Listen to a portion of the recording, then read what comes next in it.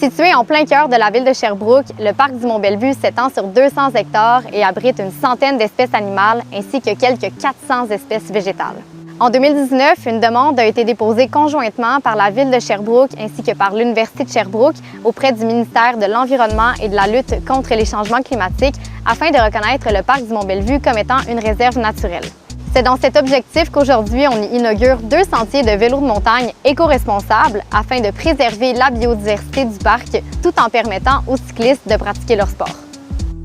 Ce matin, on fait l'inauguration de ce qu'on appelle le sentier de liaison qui est composé de 2 portions, 2 sentiers. Un sentier qui est dans la réserve, dans la future réserve naturelle qu'on va voir apparaître bientôt, et un sentier qui est sur les terrains de l'université qu'on appelle le stade. Celui dans la réserve, c'est l'interface. On fait attention un peu plus à la faune. Il y a des milieux très fragiles à respecter. Ça va être un sentier au plein milieu d'une réserve naturelle, ce qui est très rare. Alors, c'est 2 magnifiques sentiers qui fait une boucle de 6,1 km qui permet de relier le secteur de vélo de montagne qu'on retrouve dans le Mont-Bellevue. Vous savez, quand on a démarré le projet de réserve naturelle, il y avait des enjeux par rapport aux gens de vélo de montagne qui aimaient le territoire. Il y avait une conciliation au niveau des usages, les piétons, les fondeurs. Bref, tous ces gens-là, on s'est assis à une table et on a travaillé ensemble.